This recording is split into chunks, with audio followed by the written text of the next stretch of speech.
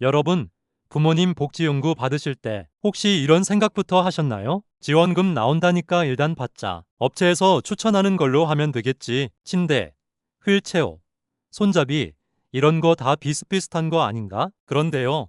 바로 그 생각 때문에 지원금은 썼는데 생활은 하나도 편해지지 않는 경우가 정말 많습니다. 왜 이런 일이 생길까요? 복지연구는 그냥 물건 몇 개를 받는 개념이 아니라 어르신의 이동, 배변, 목욕, 수면, 낙상 예방을 어떻게 도와줄지 생활 전체를 설계하는 문제이기 때문입니다. 같은 복지연구라도 누구에게는 꼭 필요한 필수품이 되고 누구에게는 집 한쪽을 차지하는 짐이 됩니다. 이 차이는 단 하나입니다. 종류를 모르고 받았느냐, 알고 골랐느냐. 실제로 장기요양보험 복지연구는 아무렇게나 주는 구조가 아닙니다. 연간 한도에 관해서 구입과 대여를 합산해 이용하는 방식이고 한도를 넘는 금액은 본인이 전액 부담하게 됩니다. 즉, 잘못 고르면 지원받아도 손해가 될 수 있다는 뜻입니다. 게다가 많은 분들이 복지연구를 저렴하게 하나 챙기는 제도 정도로 생각하시는데 사실은 그렇지 않습니다. 복지연구의 핵심 목적은 생활비를 조금 아끼는 데만 있는 게 아니라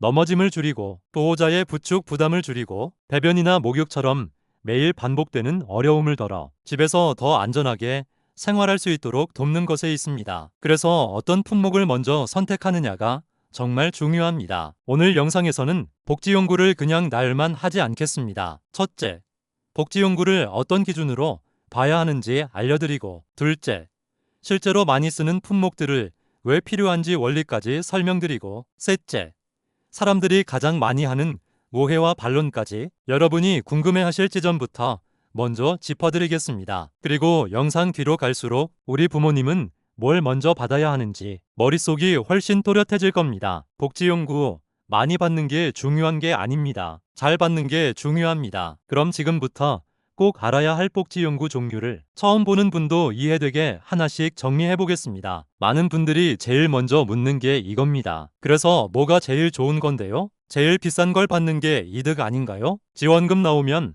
일단 한도 꽉 채워야 되는 거 아닌가요? 그런데 여기서부터 방향을 잘못 잡는 경우가 많습니다. 복지연구는 마트에서 장 보듯이 많이 담는 게 이득인 구조가 아닙니다. 이유는 간단합니다. 복지연구는 연간 한도에 관해서 쓰는 구조이기 때문입니다. 현재 복지연구 급여는 수급자 1인당 연간 160만 원 한도이고 구입과 내열을 합친 총액으로 계산됩니다. 초과분은 본인이 부담합니다. 이 말은 무슨 뜻일까요? 예를 들어 지금 꼭 필요한 건 화장실 안전손잡이와 목욕의자인데 막상 추천만 믿고 다른 품목부터 선택해버리면 정작 가장 자주 쓰는 핵심 용품에 쓸 여력이 줄어들 수 있다는 겁니다. 그러니까 복지연구를 볼 때는 뭘 받을 수 있나 보다 어디가 가장 불편한가를 먼저 봐야 합니다. 이 기준이 맞으면 복지연구 선택이 쉬워집니다. 보통은 4가지 질문으로 정리할 수 있습니다. 첫 번째, 걷거나 이동할 때 불안한가? 두 번째,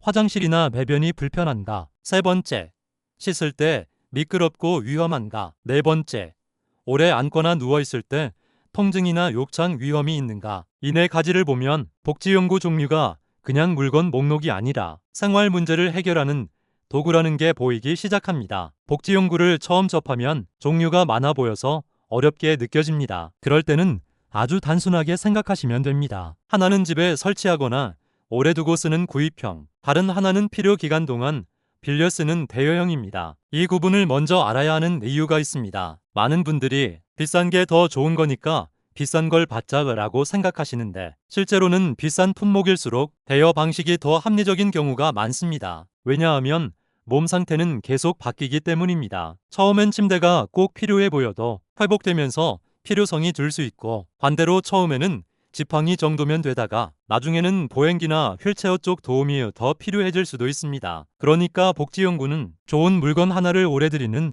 개념이 아니라 현재 상태에 맞는 도움을 정확히 연결하는 개념에 가깝습니다. 이 지점을 모르고 비싼 거니까 무조건 이득이라고 생각하면 가장 흔한 실수가 나옵니다. 바로 필요보다 큰 제품을 선택하는 겁니다. 그럼 집 안동선은 더 복잡해지고 실사용률은 떨어지고 보호자도 결국 안 쓰게 됩니다. 그래서 오늘 영상에서는 품목 이름만 다혈하는 대신 이 물건이 왜 필요한지와 언제는 오히려 안 맞을 수 있는지까지 같이 말씀드릴게요. 걷는 힘이 줄어든 순간부터 낙상 위험이 급격히 커집니다. 복지연구에서 가장 먼저 보셔야 하는 건 이동 관련 용품입니다. 이유는 단순합니다. 집안 사고는 생각보다 화장실이나 욕실보다도 잠깐 일어나서 몇 걸음 가는 순간에 많이 일어납니다. 어르신이 소파에서 일어나고 방에서 거실로 이동하고 화장실 입구 턱을 넘는 이 짧은 과정에서 균형이 무너지기 시작합니다. 이때 대표적으로 떠올릴 수 있는 게 지팡이, 성인용 보행기, 휠체어 같은 이동 보조용품입니다. 여기서 많은 분들이 오해하는 게 있습니다. 지팡이 쓰면 더 늙어 보이니까 싫어하세요. 보행기 쓰면 오히려 다리 힘이 더 빠지는 거 아닌가요? 휠체어는 정말 심한 분들만 쓰는 거 아니에요? 이 반응 정말 많이 나옵니다. 그런데 이건 복지연구를 의존의 상징으로 보기 때문에 생기는 오해입니다. 실제로는 반대입니다. 적절한 이동 보조용품은 다리를 대신 망가뜨리는 게 아니라 넘어질 위험을 줄이면서 남아있는 기능을 더 안전하게 쓰게 도와주는 역할을 합니다. 예를 들어 균형이 약한 분이 맨몸으로 버티다가 넘어지면 한 번은 악상으로 골절, 2번 침상생활로 이어질 수 있습니다. 그런데 지팡이나 보행기를 쓰면 하중이 분산되고 몸의 흔들림을 잡아주고 이동 동작에 자신감이 생깁니다. 즉, 핵심은 얼마나 많이 걷느냐보다 얼마나 안전하게 걷느냐입니다. 여기서 또 한 가지 중요한 반론이 있습니다. 우리 부모님은 밖에 잘 안 나가니까 괜찮아요. 아닙니다. 밖보다 집 안에서 더 많이 다치시는 경우도 많습니다. 왜냐하면 집에서는 오히려 긴장을 덜 하기 때문입니다. 맨발로 움직이고 가구를 짚고 익숙한 공간이라 방심하기 쉽습니다. 그래서 이동 관련 복지 연구는 밖에 나가기 위한 도구가 아니라 집 안에서 독립성을 지키는 도구라고 이해하셔야 합니다. 다음은 배변과 화장실 관련 복지 연구입니다. 가장 민감하지만 실제 만족도가 가장 높습니다. 이 부분은 민감해서 가족끼리도 말을 잘 안 꺼내는 경우가 많습니다. 그런데 현실적으로는 가장 빨리 삶의 질 차이가 나는 영역이 바로 여기입니다. 왜냐하면 화장실 문제는 하루에 한 번이 아니라 매일 반복되고 낮보다 밤에 더 위험하고 어르신의 자존감에도 직접 영향을 주기 때문입니다. 대표적으로 생각할 수 있는 것이 이동변기, 간이변기, 화장실 주변 안전 보조용품들입니다. 여기서 원리를 이해하면 선택이 쉬워집니다. 어르신이 화장실을 어려워하는 이유는 단순히 다리가 약해서만이 아닙니다. 앉고 일어나는 동작, 방향을 바꾸는 동작, 옷을 정리하는 동작, 좁은 공간에서 몸을 지탱하는 동작까지 여러 동작이 한꺼번에 필요하기 때문입니다. 즉, 화장실은 걷기만의 문제가 아니라 균형, 근력, 공간, 타이밍이 동시에 필요한 장소입니다. 그래서 이동변기나 간이변기는 단순히 불편함을 덜기 위한 물건이 아니라 야간 낙상을 줄이고 보호자의 부축 부담을 줄이고 급할 때 실패 경험을 줄여 심리적 위축을 덜어주는 도구가 됩니다. 그런데 여기서 종종 이런 반응이 나옵니다. 방 안에 변기를 두는 건 좀 그래요. 그건 너무 환자 같아서 싫어하실 것 같아요. 이 마음 충분히 이해됩니다. 하지만 실제로는 화장실까지 참다가 넘어지는 위험과 밤중에 급하게 움직이다 다치는 위험이 더 큽니다. 물론 모든 분께 필요한 건 아닙니다. 낮에는 괜찮지만 밤에 특히 불안한 분, 화장실 거리가 멀거나 턱이 있는 집,